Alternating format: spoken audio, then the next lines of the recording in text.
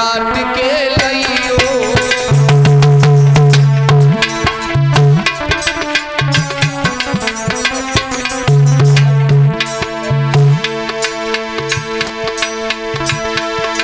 चाल करो मेरो अपमान लाला शीस काट के लइयो।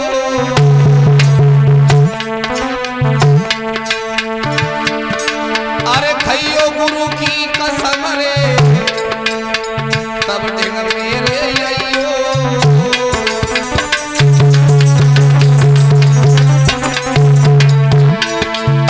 राम जी बोले गुरुदेव बस नाम बताओ वो है कौन। अरे प्रतिज्ञा कर लई हरे रामचंद्र ने। अरे गयो अंबर में हाथ अरे सूर्य अस्त हो नहीं पावे। अरे तुमको पापी को शीस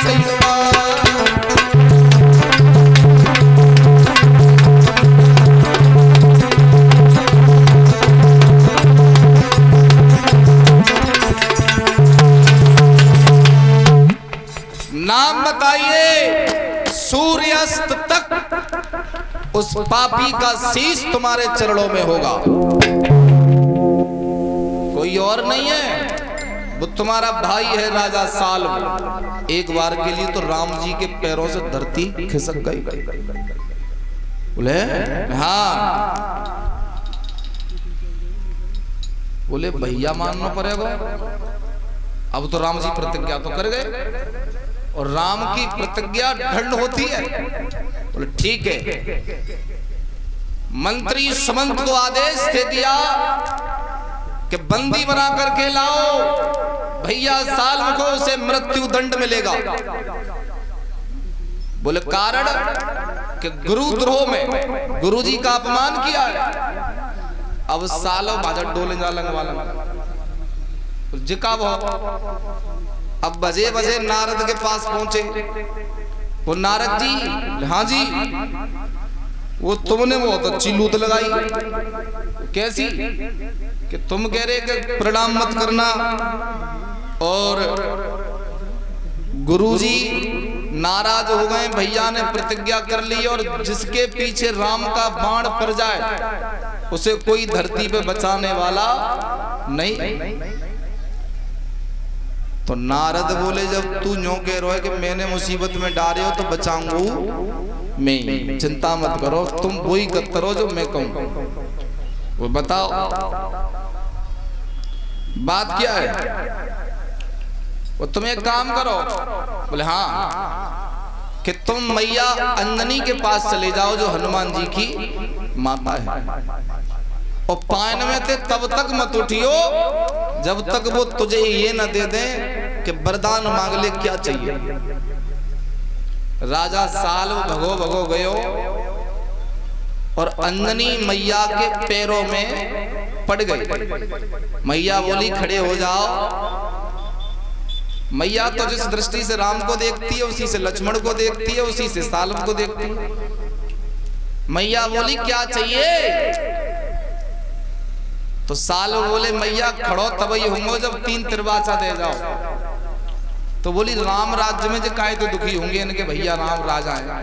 बोले तुम जो मांगोगे वही मिलेगा, तुम जो मांगोगे वही मिलेगा, वही मिलेगा। बोलो। बोले मैया हाँ कि मुझे प्राण दान चाहिए, मेरी रक्षा करो। अच्छा हाँ कि चल मैंने आशीर्वाद दिया कि तू जीवित रहेगा। कौन है जो तुझे मारना चाहता है। तो अंजनी ने कही कौन है मारना चाहता है। तो राजा साल्व कहते हैं कि राजा रामचंद्र मेरा वध करना चाहते हैं।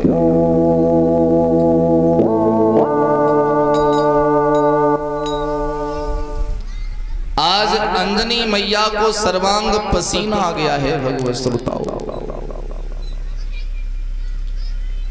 बोली ये कैसी विडंबना है। रक्षक ही भक्षक होगा तो बचाएगा कौन।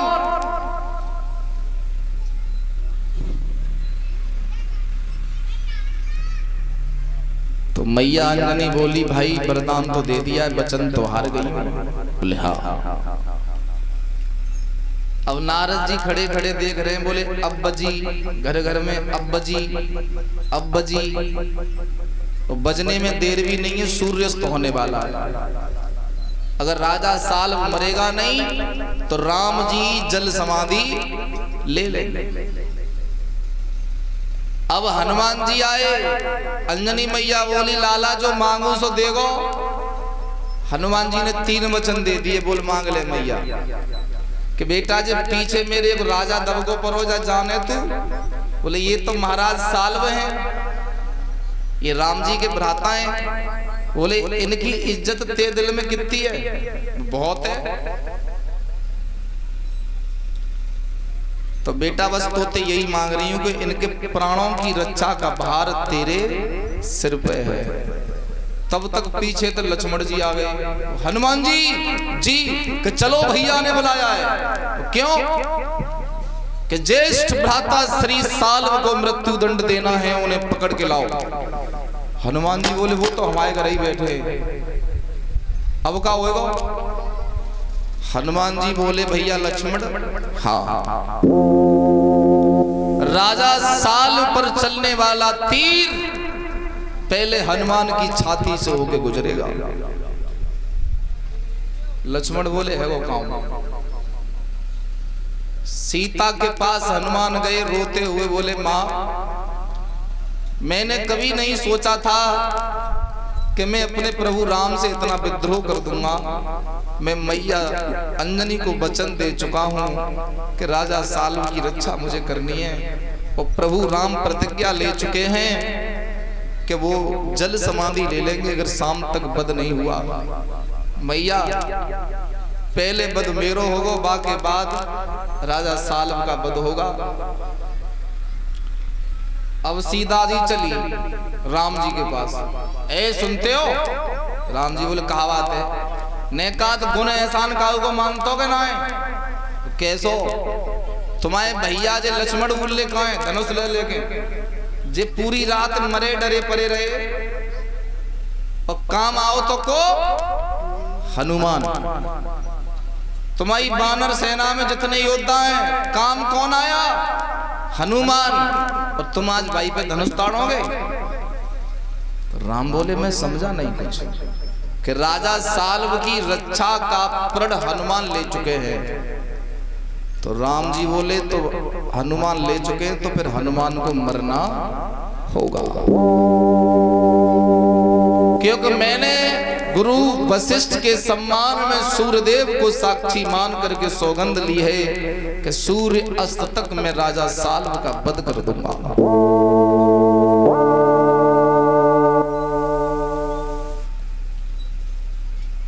लक्ष्मण जी, भरत जी, शत्रुघ्न जी राम जी की लड़ में, और सीता जी हनुमान जी की लड़ में।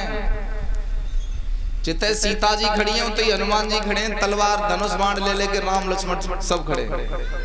घर घर में युद्ध बाजने को तैयार है। हनुमान जी ने गदा उठा ली और एक ही कहा जय श्री राम। अब राम जी तीर चलाते हैं, हनुमान जी के पीछे राजा साल्व दबके हुए हैं।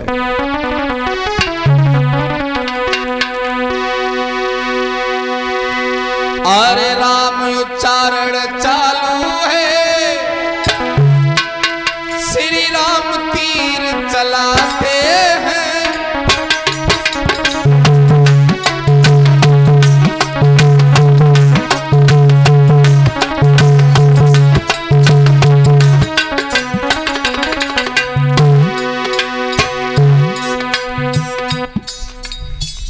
तीर चला राम जी का, पूरी प्रजा की नजर राजा राम पर है कि आज राम जी नहीं रहेंगे, जल समाधि ले लेंगे, पंच भौतिक शरीर छोड़ जाएंगे। हनुमान जी की आंखों में आंसू हैं। हनुमान जी अपनी दंड लगा करके बैठे हैं, एक ही बात कहते हैं श्री राम श्री राम। बाण राम बाण चला, अरे परिक्रमा करके लौटो है,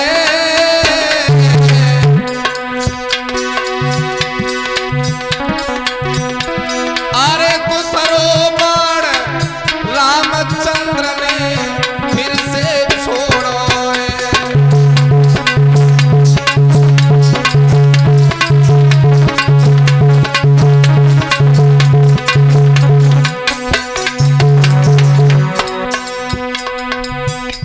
मरने वाला और बचाने वाला श्री राम जय राम कर रहे हैं। हथियार नहीं उठा रहे राम के खिलाफ, लेकिन राम ने 2 बाण छोड़िए, दोनों ही परिक्रमा लगा के चले आए। राम जी ने तीसरा बाण छोड़ा,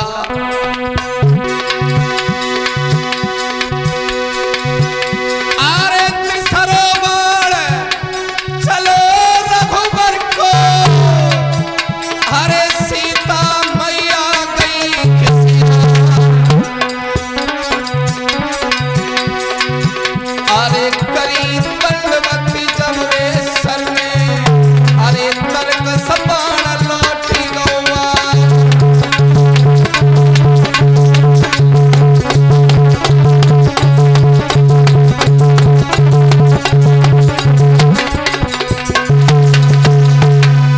तीनों बाण राम जी के फेल हो गए।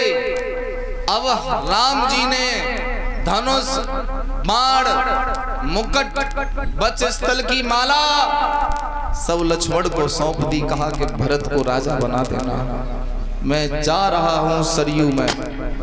तब तक नारद जी आएंगे, बोले कौ मत जाओ।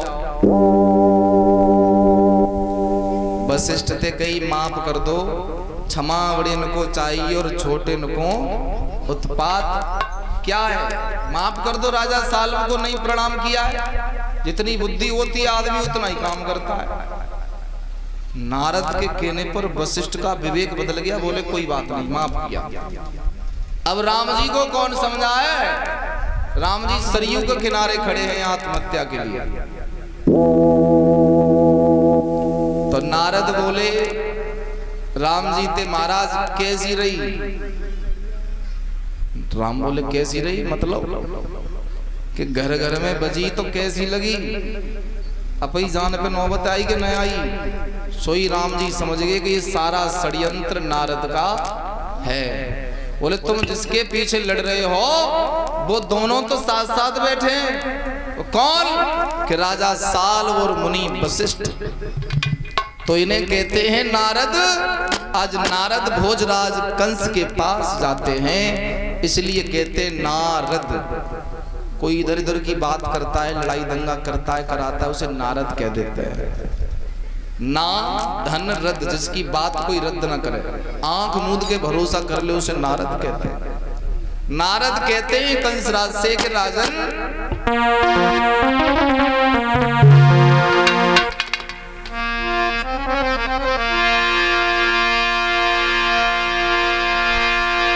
कि नारदी बोले कंस राजी, हरे तेरी दशा बिगड़ती जाती है।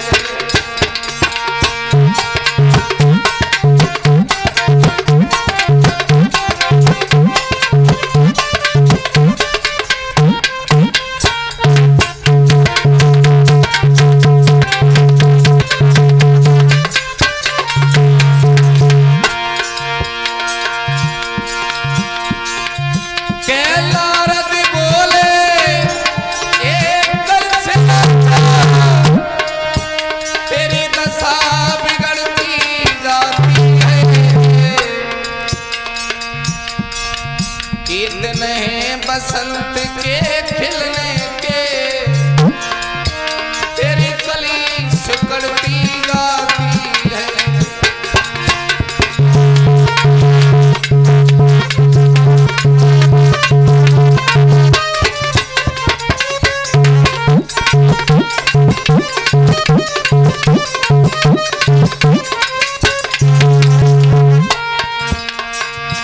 अगर कोई बीमारी है, हम पहले आते थे बड़े सुंदर लगते थे, अब आते हैं तो पीले से पड़ गए हो कंसराज। अगर कोई रोग लग गया है तो इलाज करा लो।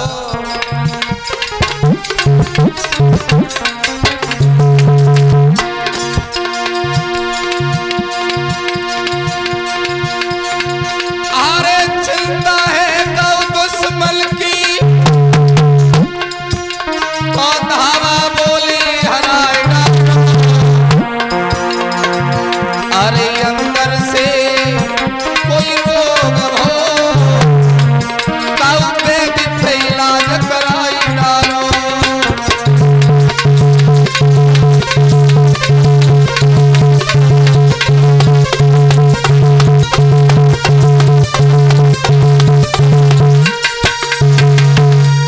क्या बात है, चेहरा उतरा हुआ है तुम्हारा।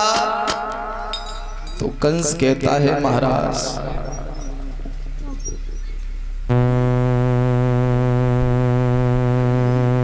अघासुर बकासुर पूतना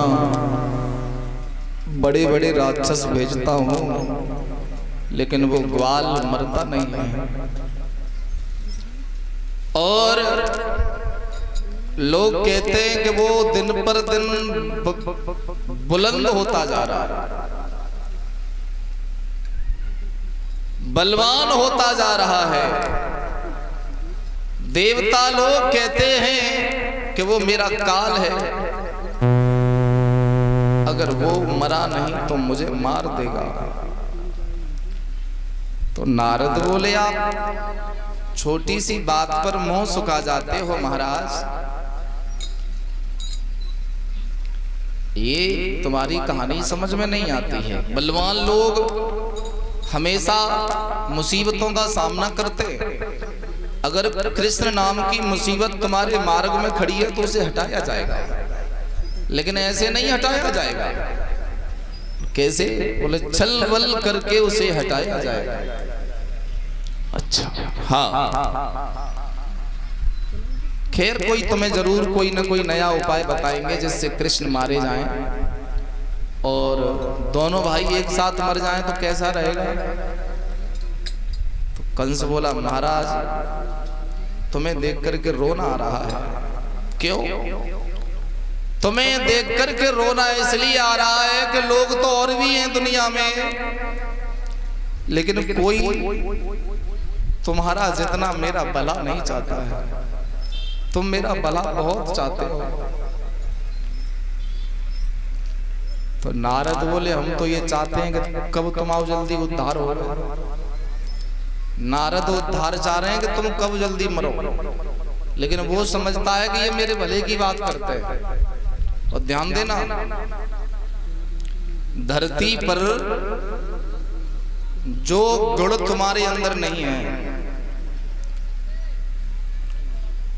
और वो प्रशंसा कोई तुमसे करे, तुम खूब कर्ज में दबे हो और लोग ये कहेंगे अरे यार तेरी टक्कर का कोई नहीं है, तो समझ लेंगे तुम्हारे इतना गड्ढा खोद रहे हो।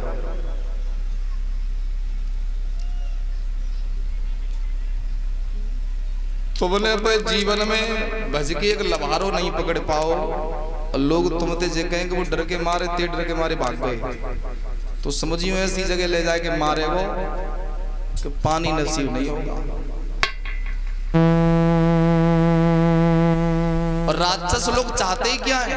उनकी प्रशंसा होनी चाहिए बस। और जीवन में प्रशंसा हमें कमजोर बनाती है। जब तक व्यक्ति की निंदा होती रहेगी वो तरक्की करता रहेगा, और सब लोग उसकी प्रशंसा करने लगेंगे तो वो मेहनत करना बंद कर देगा।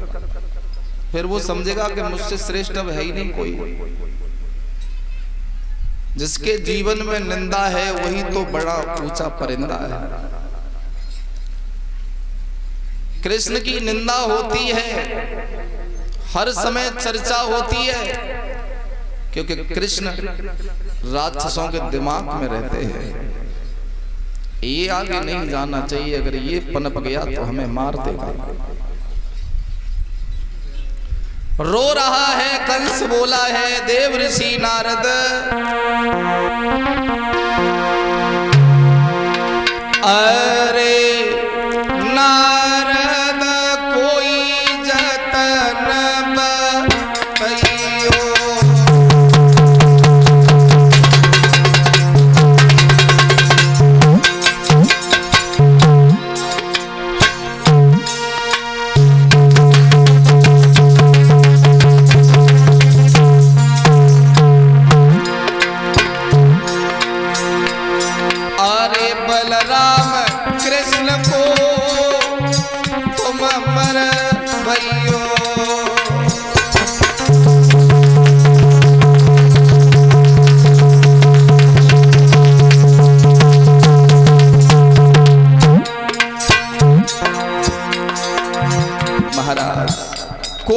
अथन बताओ जिससे बलराम कृष्ण मर जाए।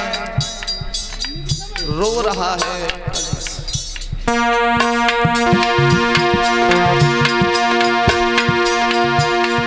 अरे कब कब निविया, अरे करुवी लागे, अरे कब कब लगती है शीतला छाँव, अरे कब कब भैया बेरी लागे, अरे कब कब लगत है दूसरी बार।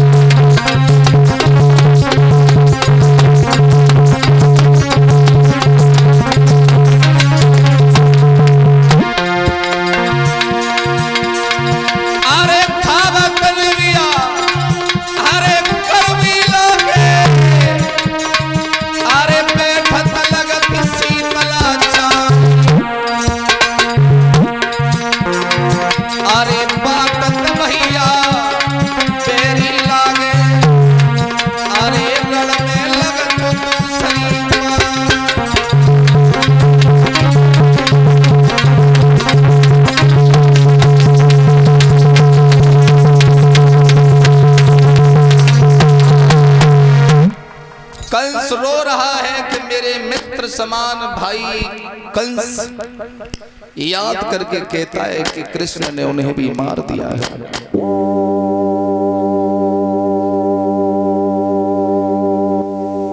और श्रोताओं,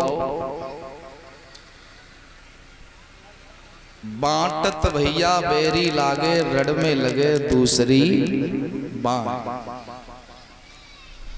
अगर कल काल में कुछ घटा है तो वो घटा है भाई का प्रेम। मेरे भैया